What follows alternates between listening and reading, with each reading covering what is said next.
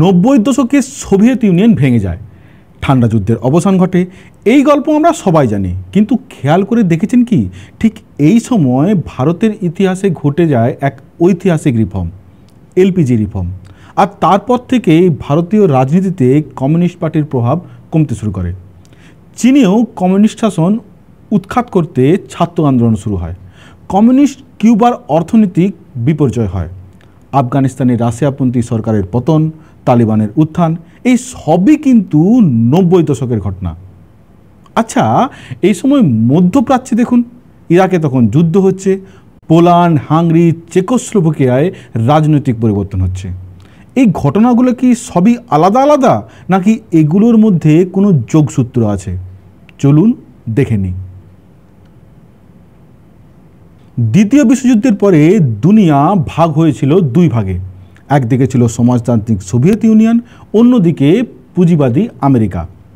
তাদের লড়াই সরাসরি নয়, বরং কূটনীতি, অস্ত্র আর প্রভাব বিস্তারের লড়াই। অনেক দেশ বলতো তারা নিউট্রাল, ভারত, পাকিস্তান, বাংলাদেশ, কিন্তু বাস্তবে সবাই কোনো না কোনো শিবির ঘেঁষাই ছিল। ভারত ছিল সমাজতন্ত্র ঘেঁষা, পাকিস্তান আমেরিকা ঘেঁষা। তাই ঠান্ডা যুদ্ধে ইউএসএসআরের পতনের সাথে সাথে এই সব দেশগুলোতে রাজনৈতিক, সামাজিক বা অর্থনৈতিক ডামাডোল শুরু হয়। তাতে কোনো দেশ বাদ যায়নি, সে ভারত হোক বা পাকিস্তান, বাংলাদেশ হোক বা আফগানিস্তান। 1989-91 পর্বে সোভিয়েত ইউনিয়ন ও পূর্ব ইউরোপের সমাজতান্ত্রিক শাসনগুলো দ্রুত পতনের মুখে পড়ে। পূর্ব জার্মানিতে বার্লিন প্রাচীর খুলে যায়। 1990 সালে দুই জার্মানি এক হয়ে যায়। একে একে পোল্যান্ড, হাঙ্গেরি, চেকোস্লোভাকিয়া, রোমানিয়া সহ পূর্ব ইউরোপের দেশগুলোতে কমিউনিস্ট শাসনের অবসান ঘটে। বহুদলীয় গণতন্ত্র প্রতিষ্ঠিত হয়। 1991 সালের শেষে সোভিয়েত ইউনিয়নের ভেঙে 15টি স্বাধীন রাষ্ট্র জন্ম নেয়। কমিউনিস্ট প্রভাব নাটকীয়ভাবে বিশ্বব্যাপী কমে যায়। মার্কিন যুক্তরাষ্ট্র একক সুপার পাওয়ার হিসাবে আবির্ভূত হয়। সোভিয়েত পতনের পর চীন একমাত্র বড় মার্ক্সবাদী রাষ্ট্র হিসেবে চিহ্নিত হয়। যদিও চীন ততদিনে নামে কমিউনিস্ট দেশ ছিল, আসলে দেশটি অর্থনীতির দ্বারাই নিয়ন্ত্রিত হতো। অর্থাৎ সব দেশেই পুঁজিবাদের জয় জয়কার শুরু হয়। সোভিয়েত ইউনিয়নের পতনের পর বহু নতুন স্বাধীন রাষ্ট্রের আবির্ভাব ঘটে, যেমন ইউক্রেন, বেলারুশ, কাজাকিস্তান ইত্যাদি। বলকান অঞ্চলে যুগোস্লাভিয়া দেশটি পুরো দশক জুড়ে টুকরো টুকরো হয়ে যায়। 1991 সালে স্লোভেনিয়া, ক্রোয়েশিয়া স্বাধীনতা ঘোষণা করে। এরপর বসনিয়ায় গৃহযুদ্ধ শুরু হয়, যুগোস্লাভিয়ায় যুদ্ধ শুরু হয়, যা ইউরোপে সবচেয়ে রক্তক্ষয়ী সংঘর্ষ হয়। একসময় চেকোস্লোভাকিয়া কোনো রক্তপাত ছাড়াই দুই ভাবে বিভক্ত হয়। 1993 সালে চেক প্রজাতন্ত্র ও স্লোভাকিয়া দুটি রাষ্ট্র গঠিত হয়। এদের বেশিরভাগই ছিল সমাজতান্ত্রিক শাসন ব্যবস্থা। তাহলে বুঝতেই পারছেন, ইউএসএসআরের পতনের সাথে সাথে এখানে রাজনৈতিক পরিবর্তনও আসে, কারণ রাশিয়ার প্রভাব কমে যাওয়া। অন্যদিকে দেখুন, মধ্যপ্রাচ্যে ইরাক কুয়েত দখল করলে উপসাগরীয় যুদ্ধ বেঁধে যায়।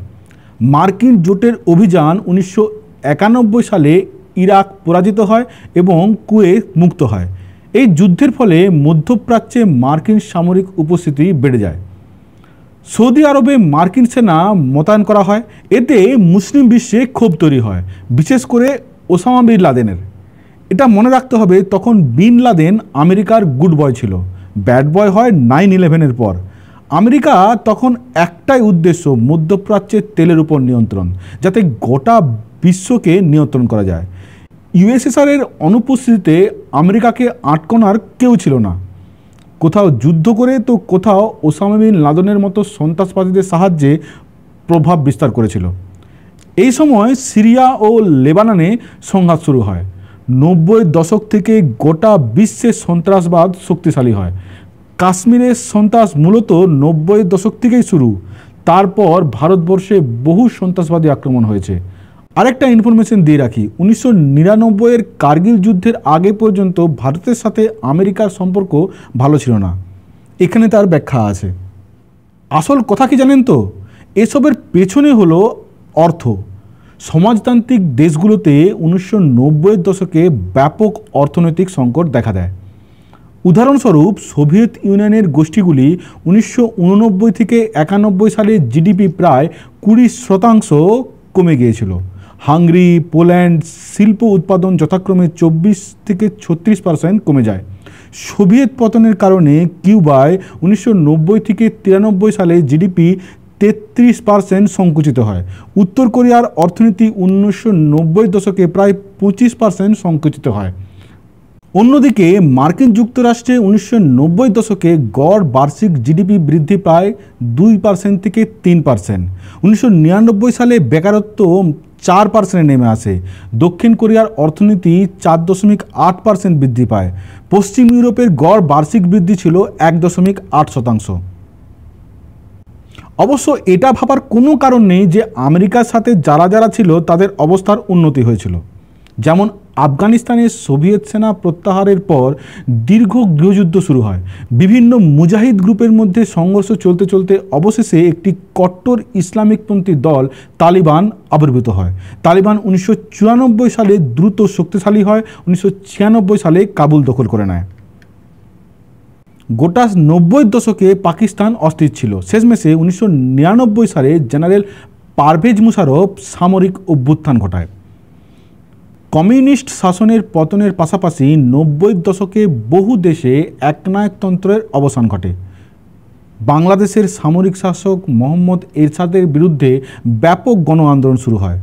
1990 সালে এরশাদ পদত্যাগ করতে বাধ্য হন। দক্ষিণ আফ্রিকায় বর্ণবাদী শাসন ব্যবস্থার অবসান হয়। নেলসন ম্যান্ডেলা 1994 সালে প্রেসিডেন্ট পদে নিযুক্ত হন। 1998 সালে ইন্দোনেশিয়ায় একনায়ক শাসনের অবসান ঘটে। দক্ষিণ কোরিয়ার প্রথম গণতান্ত্রিক সরকার 1987 সালের পর স্থিতিশীল হয়। তাইওয়ানে 1996 সালে প্রথম সরাসরি প্রেসিডেন্ট নির্বাচন অনুষ্ঠিত হয়।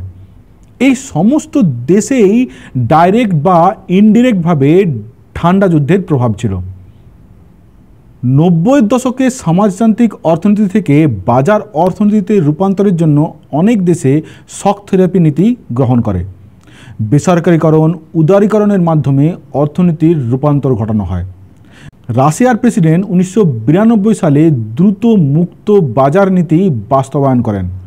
পূর্ব ইউরোপের পোল্যান্ড, চেক প্রজাতন্ত্র, হাঙ্গেরি প্রভৃতি দেশের সংস্কার শুরু হয়। ভারতের তৎকালীন প্রধানমন্ত্রী পিভি নরসিংহ রাও ও অর্থমন্ত্রী ডক্টর মনমোহন সিং উদারনীতি গ্রহণ করেন। লিবারাইজেশন, প্রাইভেটাইজেশন, গ্লোবালাইজেশন বা এলপিজি রিফর্ম চালু করেন। ভারত সরকারের এই পদক্ষেপের মাধ্যমে বিদেশি বিনিয়োগের পথ খুলে যায়। তার ফলে কিভাবে কমিউনিস্ট রাজনীতিতে প্রভাব পড়েছিল তা আমি এই ভিডিওতে ব্যাখ্যা করেছি। ভারতের মতো অনেক উন্নয়নশীল দেশেও রিফর্ম চালু হয়। লাতিন আমেরিকা ও আফ্রিকার দেশগুলো ঋণ সংকট কাটাতে বেসরকারীকরণ ও বাজেট সংকোচনের পথ অনুসরণ করে। বিশ্ব বাণিজ্য উল্লেখযোগ্যভাবে বৃদ্ধি পায়। 1992 সালে ইউরোপীয় ইউনিয়ন গঠিত হয়। 1993 সালে যা কার্যকর হয়। আজকে সেই ইউরোপীয় ইউনিয়নকে দেখুন। 1994 সালে যুক্তরাষ্ট্র, কানাডা ও মেক্সিকোর মধ্যে মুক্ত বাণিজ্যিক চুক্তি কার্যকর হয়। 1995 সালে বিশ্ব বাণিজ্য সংস্থা WTO প্রতিষ্ঠিত হয়। তাহলে বুঝতেই পারছেন 90-এর দশকে গোটা বিশ্ব কিভাবে নিজেকে পরিবর্তন করেছে। এই সময় অর্থনৈতিক পরিবর্তনও যেমন হয়েছে, সেরকম টেকনোলজির পরিবর্তনও হয়েছে। বাজারের রূপ পরিবর্তন হয়েছে। ঝাঁ চকচকে শপিং মল, বিনোদন, বিজ্ঞাপন সব পাল্টেছে। আজ সেই সাথে সামাজিক পরিবর্তনও। অর্থনৈতিক বিশ্বায়ন কোটি কোটি মানুষকে গ্লোবাল বাজারের সঙ্গে সংযুক্ত করেছে। এর ফলে শ্রমিক শ্রেণীর চরিত্র আমূলভাবে পরিবর্তন হয়েছে, যা সমাজতন্ত্রের বড় অস্ত্র ছিল। সব দেশেই কমিউনিস্ট আন্দোলনের মুখ ছিল এই শোষিত শ্রেণী বা দরিদ্র মানুষজন। 90-এর দশকে সমাজতন্ত্র শুধু রাজনৈতিকভাবে পরাজিত হয়নি, তার মূল সামাজিক ভিত্তি ঐক্যবদ্ধ শ্রমিক শ্রেণী, ঐক্যবদ্ধ মজদুর শ্রেণী এই ধারণাটায় ভেঙে দিয়েছে। এই সময়ে জন্ম নেয় নতুন ধরনের শ্রমিক, যাদের হাতে আছে ইন্টারনেট, টেকনোলজি, টাইপবোর্ড, কোড, কিন্তু নেই কোনো সংগঠন, নেই প্রতিবাদের ভাষা। এটাই ছিল কমিউনিজমের সবচেয়ে নীরবতম হার। নমস্কার।